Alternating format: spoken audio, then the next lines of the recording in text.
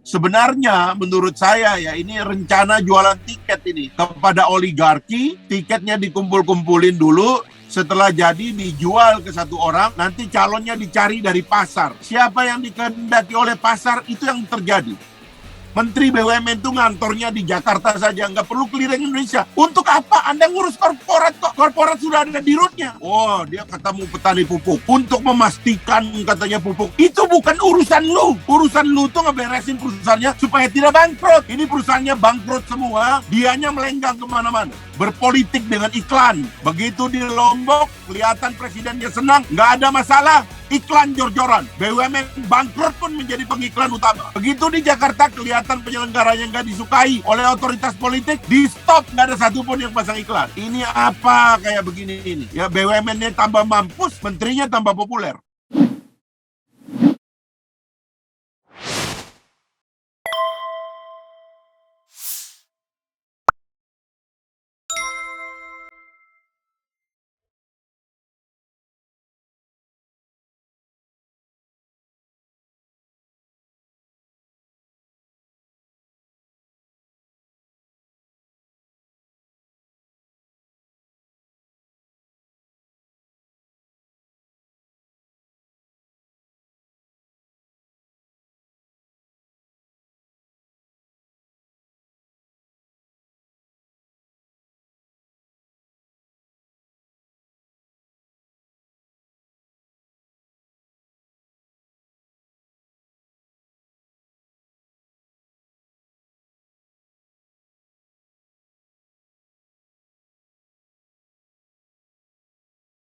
Sibuk memang kita orang politik ini, tapi memang nggak punya uang,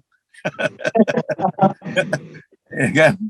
Ya kan, nggak bisa beli tiket gitu. Jadi, saya begini maksudnya, kita nih mesti melawan persoalan kita sendiri, ya. Persoalan kita sendiri yang paling berat adalah karena yang komit untuk memegang sistem dan ideologi kita bernegara ini nggak banyak. Kebanyakan itu terpengaruh oleh tarikan dari elemen-elemen lain, terutama pasar, gitu.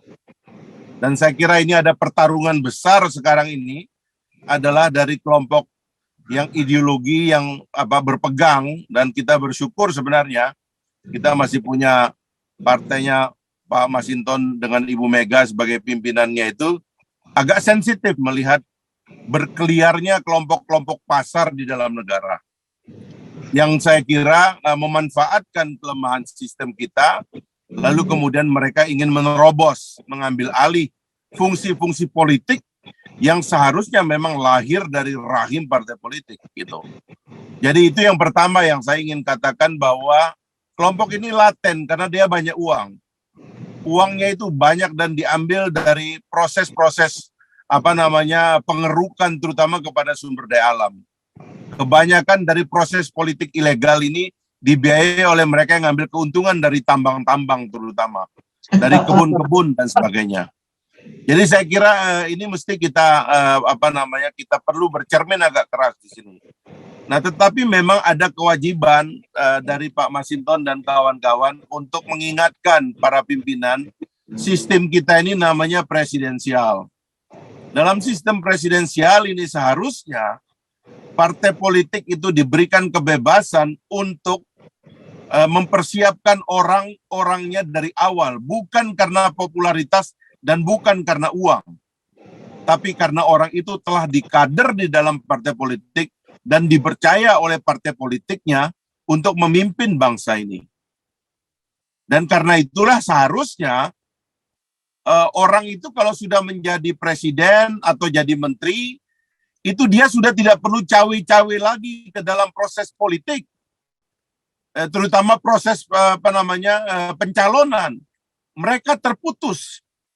Presiden, para menteri apalagi, mereka-mereka yang sebenarnya mendapatkan manfaat, ya, menggusur para kader-kader partai politik untuk menjadi menteri, seharusnya mereka fokus saja menjadi menteri dan tidak perlu punya minat apapun untuk menjadi pemimpin. Kalau dia punya minat untuk menjadi pemimpin, dia harus dipersiapkan oleh partai politik. Sebab kalau tidak, ini namanya Manchurian Candidate. Kandidat yang diselundupkan di tengah jalan dan kita nggak tahu ini sebenarnya. Kandidat ini punya siapa? Itu sebabnya kami sekarang memperjuangkan, karena teman-teman gagal memperjuangkan dihapusnya threshold, kami sekarang memperjuangkan agar pemilihan legislatif kalau dianggap sebagai perebutan tiket dilakukan di awal. Lalu kemudian di ujung kita hitung kalau memang harus pakai tiket, itu terjadi di ujung. Bukan dari tiket yang sudah diperjualbelikan sejak 5 tahun yang lalu. Itu yang juga kami perjuangkan. Yang kedua, kalau sistemnya itu adalah parlementer, berbeda lagi. Dalam parlementer, koalisi terbentuk ya karena nanti mayoritas koalisi atau ruling majority akan berkuasa. Dan ketua umum partai pemenang biasanya menjadi perdana menteri. Semuanya dalam proses kaderisasi di dalam partai politik, lalu kemudian mereka menjadi anggota dewan, dan kemudian dari anggota dewan itu mereka dipilih menjadi prime minister oleh koalisi yang berkuasa gitu. Nah, di dalam sistem kita ini nggak ada koalisi. Jadi kepercayaan diri yang ditunjukkan oleh Ibu Mega dan PDIP itu benar. Sebab sebenarnya tidak perlu ada koalisi. Dalam sistem presidensial, koalisi itu terjadi antara presiden dengan rakyat. Koalisi itu terjadi antara anggota Kongres dengan rakyat. Rakyat memilih eksekutif sekaligus memilih legislatif atau oposisi. Kalau di dalam sistem parlementer, rakyat hanya memilih anggota parlemen. Rakyat hanya memilih legislatif. Rakyat tidak memilih eksekutif. Karena itulah kemudian ketika parlemennya Perdana Menteri atau ruling majority-nya terbentuk, sistemnya disebut sistem parlementer. Karena yang memilih eksekutif itu adalah parlemen. Sistem kita namanya presidensial karena rakyat langsung memilih presiden. Tapi saya ingatkan bahwa sistem ini juga namanya kongresionalisme karena rakyat juga langsung memilih kongres yang akan menjadi oposisi. Nah, tetapi sekarang ini ada kecenderungan tiba-tiba para pemimpin partai politik dia bilang koalisi. Dia ketemu-ketemu. Koalisi dari mana? Yang satu bilang nggak usah ada pembicaraan tentang ketua umum, nanti kita beda pendapat nanti. Yang satu bilang, kami sudah dipilih ketua umumnya oleh Kongres, kami nggak bisa berubah. Loh, lalu kemudian bingung sendiri, loh memang tidak ada. Cari satu pasalnya dalam undang-undang dasar atau dalam undang-undang apapun yang mengatakan ada koalisi dalam sistem presidensial, itu pasti tidak ada. Makanya ini mop-mop ini yang dilakukan untuk sebenarnya menurut saya ya ini rencana jualan tiket ini kepada oligarki. Tiketnya dikumpul-kumpulin dulu, setelah jadi dijual ke satu orang, nanti calonnya dicari dari pasar. Siapa yang dikehendaki oleh pasar, itu yang terjadi. Saya sekarang memeriksa menteri-menteri. Kenapa menteri pedagang ini banyak betul di kabinet ini? Saya baru tahu sekarang ternyata menteri-menteri pedagang tuh sponsornya juga pedagang. Dan saya mohon maaf juga, jangan-jangan banyak partai ini juga ikut dengan sponsor ini karena pedagang itu janji kalau menteri ini yang jadi saya store sekian kepada partainya. Persekongkolan semacam ini harus kita hentikan. Kewibawaan partai politik untuk mengatur kaderisasi negara itu harus dikembalikan. Karena itulah proses politiknya harus betul-betul ini terkait dengan penyiapan yang dilakukan oleh partai politik. Dalam sistem presidensialisme harusnya dilakukan seleksi internal. Jangan kemudian sekarang semua pada dibikin bingung. Partai politik kita dibikin bingung oleh adanya kader-kader yang kampanye sendiri di luar.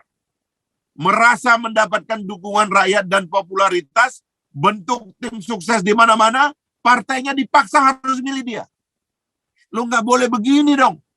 Kalau kita hanya boleh meminta tiket dari partai politik, maka harusnya calon itu lahir dari rahim partai politik. Berbeda kalau dalam sistem adanya calon independen.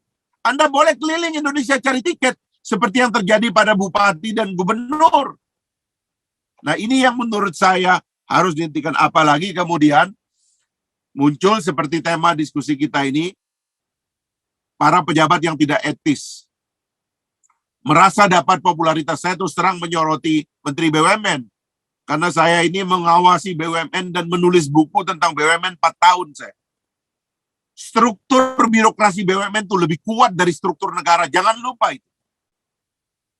Presiden itu karena otonomi daerah, paling jabatan struktur pemerintahan negara itu hanya ada sampai kabupaten, kepala dinas itu yang dikontrol oleh bupati. Itu pun sekarang sudah independen. Tapi yang namanya BRI, yang namanya BNI, yang namanya Mandiri, yang namanya PT POS, itu sampai ke desa-desa di kecamatan strukturnya. Dan itu sekarang naruh gambar menteri di mana-mana. Apa urusannya menteri dengan PT BUMN ini? Nggak ada urusannya. Itu dia sudah punya dirut. Menteri BUMN itu ngantornya di Jakarta saja, nggak perlu keliling Indonesia. Untuk apa? Anda ngurus korporat kok. Korporat sudah ada dirutnya. Oh, dia ketemu petani pupuk. Untuk memastikan katanya pupuk. Itu bukan urusan lu. Urusan lu tuh ngeberesin perusahaannya supaya tidak bangkrut. Ini perusahaannya bangkrut semua, dianya melenggang kemana-mana. Berpolitik dengan iklan, ya kan? Begitu di Lombok, kelihatan presidennya senang, nggak ada masalah, iklan jor-joran. BUMN bangkrut pun menjadi pengiklan utama. Begitu di Jakarta, kelihatan penyelenggaranya nggak disukai oleh otoritas politik, di stop, nggak ada satupun yang pasang iklan. Ini apa kayak begini ini? Ya BUMN-nya tambah mampus, menterinya tambah populer. Nah yang begini-begini menurut saya, Bang Masinton, saya ini dari luar Pak Masinton sekarang, nggak punya kekebalan. Kalau Pak Masinton marah-marah, nggak ada yang berani ganggu. Kalau kita ini bisa dijemput Pak Masinton, ya kan? Makanya kita titip nih, untung masih ada orang seperti Pak Masinton yang berbicara keras, menurut saya kita titipkan harapan kita. Stop itu permainan liar ini Pak Masinton, bahaya betul bagi Republik kita. Nanti calonnya ini selundupan Pak Masinton. Hati-hati aja. Ya, saya lagi memperjuangkan Pak Masinton berbeda dengan yang sudah ada di Pak Masinton. Tapi PDIP sudah pegang satu tiket.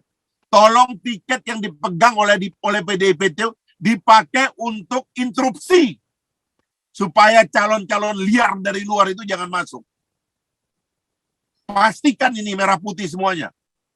Jangan yang nggak jelas karena banyak uang, ya kan, nggak pernah jadi rakyat, ya kan, karena banyak sponsornya, banyak uangnya, dan merasa rakyat kita sudah bisa dibeli pakai uang. Akhirnya itu yang maju. Nah ini harus di stop ya. Proses politik harus dibikin normal. Nah itu, saya memanasi Pak Masinton supaya terus terbakar di parlemen itu ya. Soalnya kita ini cuma bisa begini aja Pak Masinton. Lanjutkan. Mohon maaf teman-teman, itu saja yang saya bisa sampaikan. Nanti kalau ada tanya jawab saya tunggu. Assalamualaikum warahmatullahi wabarakatuh.